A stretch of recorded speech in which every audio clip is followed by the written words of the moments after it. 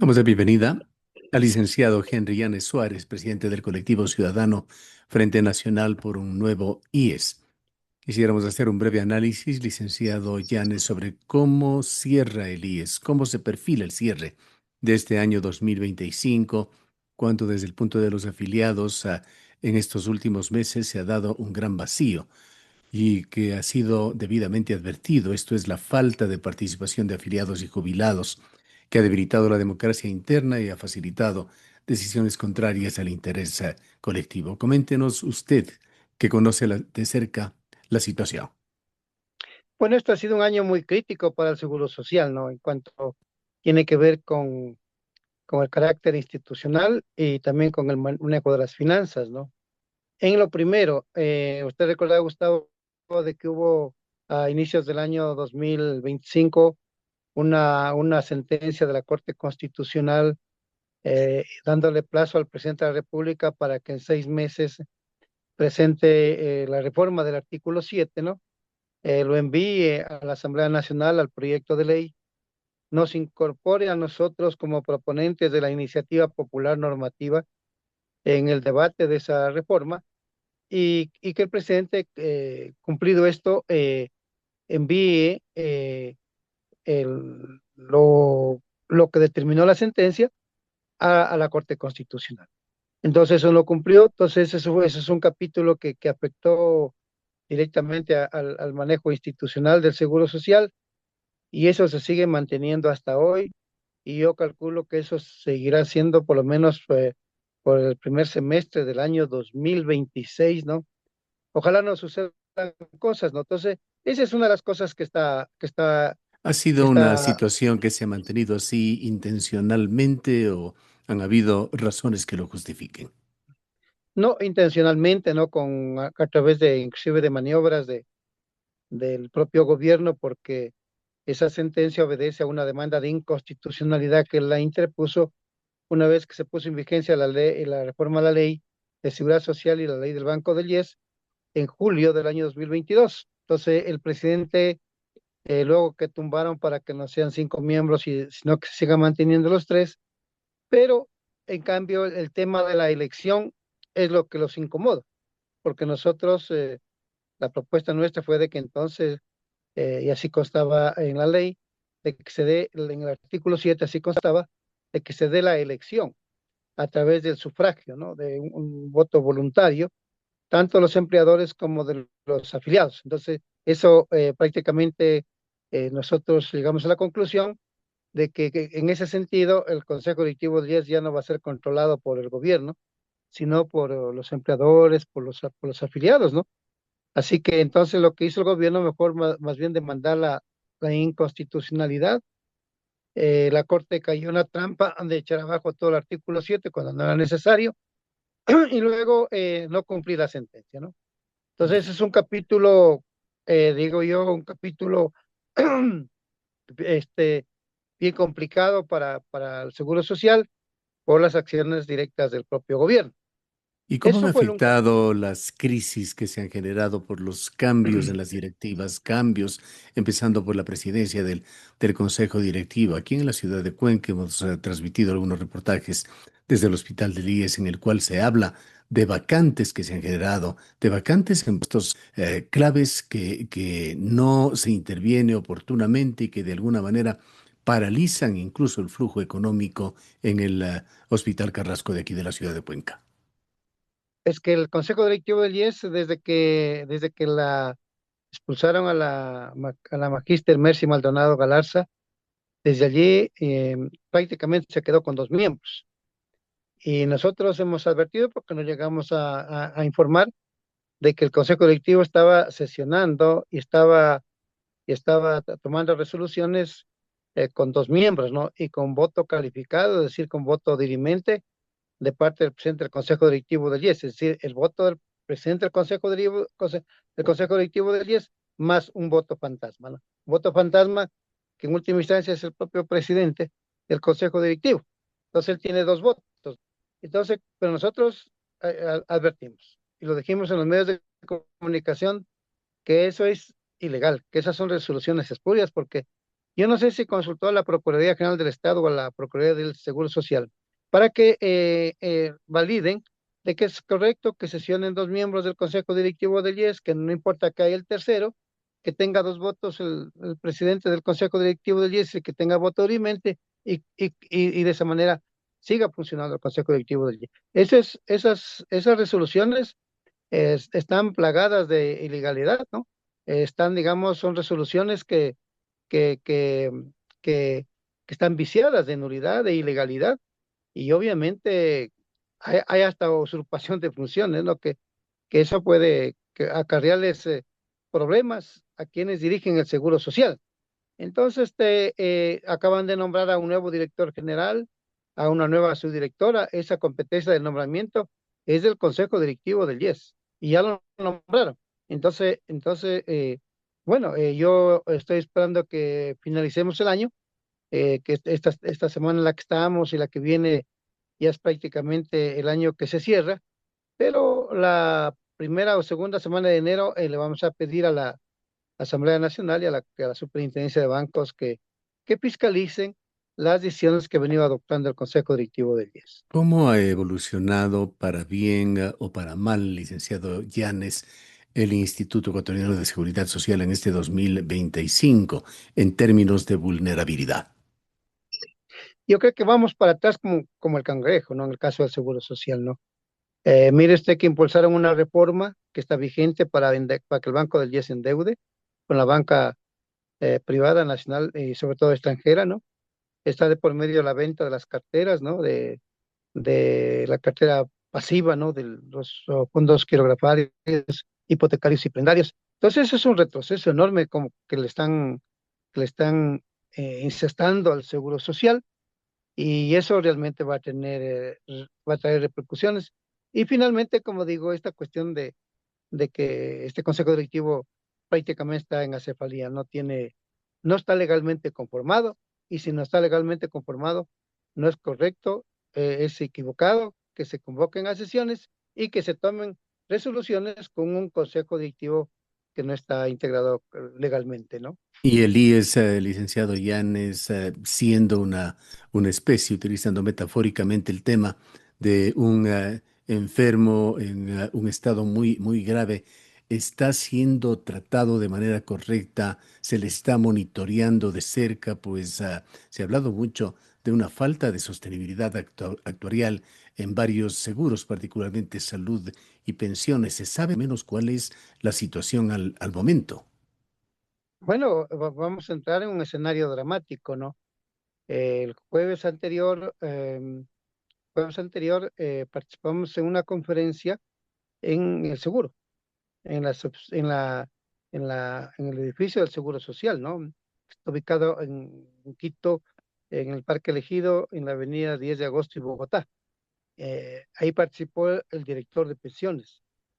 Prácticamente, Claudia, pues, de acuerdo a los números que presentó el director de pensiones, la situación es extremadamente crítica para el Seguro Social y urge las reformas. Claro, el Seguro Social y el gobierno está pensando en la línea del documento, así como lo vimos, como yo les dije ese día, en la línea del documento de Augusto de la Torre, ¿no?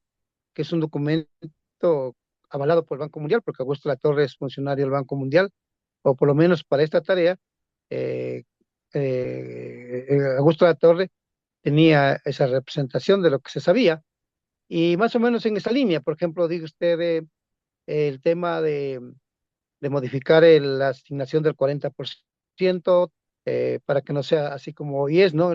Actualmente, pues no, que según el Seguro Social, según el Consejo Directivo del IES y las autoridades del Seguro Social, una asignación del 40% para pagar las pensiones jubilares, ellos sostienen la tesis de que eso beneficia a las personas que reciben una pensión jubilar que supera, digo usted, los 1.200, los $1.500 por mes, ¿no?